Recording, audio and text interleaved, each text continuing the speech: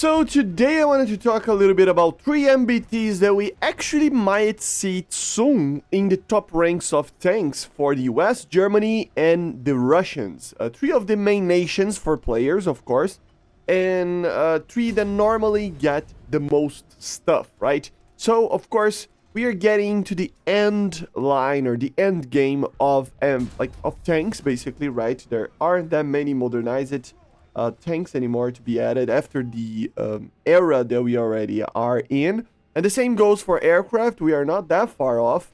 But you know, it's complicated because there are still prototypes being built. There are still new models that can come. And yeah, let's talk a little bit about 3 that we actually might see soon, right? So let's start with the Armata, guys. The T-14 is the next generation of Russian tank that they are producing. They don't have a lot of numbers out of it, but definitely we will see them in the game in a certain point in the game. And I think it will be not that far into the future. So what is that tank? Of course, you kind of already know if you play the game a little bit. You probably already researched what the T-14 is, but let's talk a little bit about it. So it's a next generation that completely changes and overhauls the philosophy of Russian tanks. Uses a true crew package, of course, just like the older Soviet T-series of tanks, but it changes up that it doesn't have a manned turret, right? So everybody is in the hull. So this protects it a little bit more. It is a very, very heavy tank, more than 55 tons, I think, or even more than that. Compared to other Russian tanks, it is a lot heavier, right? But not by much as well. The main thing is that, of course, it will be well protected with ERA and a hard kill APS, and of course composites, both in the turret in the hull apparently, right? So the main thing is that it has a very modern APS that they claim that it can even stop rounds at up to like 1,700 meters per second. So even some APF-SDS, most APF-SDS, because of course they will lose speed over time, right? So yeah, that would be kind of scary to know how it would actually be added for in-game purposes. That probably is the reason why maybe we didn't have this game yet, this tank yet, right? Of course, there are there's the possibility of in the future having a brand new gun, but the main one would be the 125 millimeter, an evolution, of course, with a different name and everything, but it is basically an evolution of the same gun, 125 millimeter smoothbore, and of course, it would use the most modern APF-SDS rounds that they use, right? So it would include, of course, the vacuum one and missiles and the HE that they use and everything with that, of course. It has 1,500 horsepower, so it is pretty mobile, 27 point something horsepower per ton, so it means that it is going to be pretty mobile. In the terms of comparing to the game, it will be as the same mobility as other MBTs in top tier, right? So it can receive in the future maybe a 152 millimeter, but the 125 would be the same. The main one, of course, thermals, everything with the sensors, laser warning systems, all of that would be added as well, right? So it is a pretty interesting tank, and it uses an autoloader with around 6 seconds of a reload, right? So it is going to be a very interesting tank when it's added. Even OP maybe, let's see how it is. Remember, guys, it doesn't matter how the Russians see it, how the Western media see it, or whatever.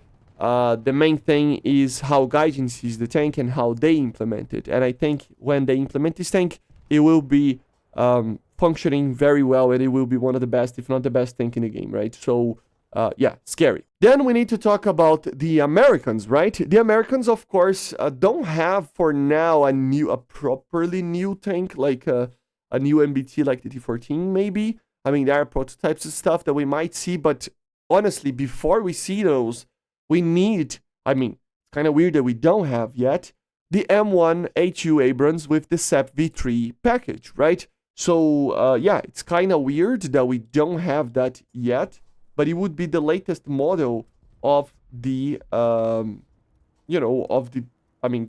we need, right? I mean, even other versions of the Abrams, but I think the main one would be the SEP V3 first, right? We need this version first. Maybe it's not comparable to the Armata, but to be honest, we need these to build on afterwards, right? So what does the SEP V3 brings compared to the V2? Well, the main thing is that it has a new APU system. So what that means is that basically you can turn it off the engine and you turn it on the APU, the auxiliary power unit, right? And with this, you can maintain energy production for the tank while with the main engine off, which means that no sound. So that would be a very interesting feature that they can add. Of course, many other things would be included. For example, the trophy APS could actually be added. Of course, obviously, right? An enhanced belly armor was added for IED protection. They say slightly improved the U armor as well in certain places. A lot of these is classified, so I don't know. A new, better electronic warfare system that has even IED jammers and stuff like that. In the game, I don't think that would cause anything, but still. Better, thermal systems and stuff like that. And of course, even better, in a general sense, ammunitions, right? So it has basically data link for the ammunition to support the new AMP programmable round, which is pretty good. And of course, the later rounds of the 829, right, with the M829A4 APFSDS, and many other little things, color displays updated, of course, many other things, improved diagnostics and stuff like that, right? But it is heavier, which means that we will probably see a degrade on the mobility, but not by much. I mean, it's supposed to be like 5 tons more or something like that, so it's yeah. But improved gun, improved rounds, improved armor a little bit, APS, APU there, better thermals. So overall, a better system for the commander and gunner to actually operate the gun. So overall, it is not that big of an upgrade, but it is an upgrade nonetheless. And then last but not least, we have the Leopard 2A8. Yes, we might see some other prototypes of new generation of vehicles, but the 2A8 is a tank that I'm pretty sure we will see it. It's not in service yet, but it is getting into service very soon, if I'm not mistaken. And many nations will actually use it, like Germany, Norway, Italy, and the Czech Republic. In the game, of course, we can even have the Norwegian one being added for the Swedish tech tree, the Italian one, of course, and then the German one. So 3 tech trees can actually receive this tank. And it is actually pretty interesting because this is the first in many, many years brand new tanks built in, so basically they are building new chassis instead of just upgrading older ones. So it's been a while that they done that basically, right? They can actually upgrade existing models, but it is like a very heavy upgrade to the hull. So yeah, new built tanks will be the main thing, right? What does that bring to the table for a Leopard? Of course, a further enhancements for the armor itself, a little bit more modular, I would say. And mine and roof protections are improved compared to the 2A7V, right? Now it would have the Euro Trophy APS. Of course, there are versions of the 2A7 that can receive the trophy as well. But of course, we don't have those in the game, so the 2A8 would have that. Or they add the 2A7A1 or something like that, right? But in a general sense, the 2A8 would have that. So, hard kill APS, made by the Israelis, but it would be a modification out of it. They have a new Euro power pack, they say, right? So, new engine and transmission. So, better acceleration normally and a better cooling of the engine. So, a better transmission would help with that as well. So, yeah, of course, situational awareness and the overall sensors would be improved with better cameras and thermal systems and everything with that. The main gun is the same good old L55, but integrated with programmable munitions, just like the Abrams, so the DM11. So, of course, these would be used for multi-purpose rounds, basically, right? So it's a little bit better. Of course, in the game, we already have the DM11, but you get the point, right? It may be a little bit better, higher fire control capability, I don't know, something like that.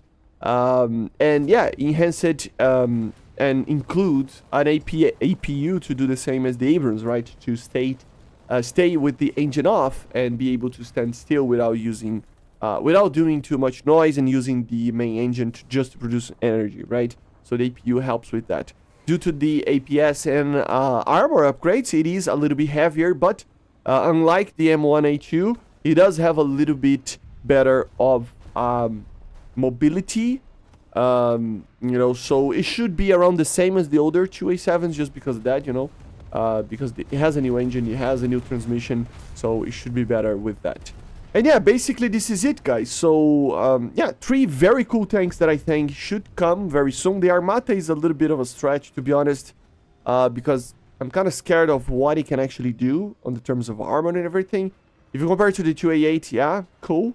But the SEP V3, you know, maybe we need even the SEP V4 or something like a prototype for the Abrams to the US to be competitive. They are not the most competitive nation right now in the top tier anyway, right? So it would help them a little bit anyway, right? To have the SEP V3 even before these 2 other ones, okay? But basically this is it. Let me know in the comments other tanks, and I will probably do a longer video talking about all nations, but I just wanted to do one for these 3 main ones, okay? So see you guys. Leave it in the comments. Leave a like, leave a comment. Subscribe always helps a lot. Thank you all the patrons and members, and bye guys. See ya.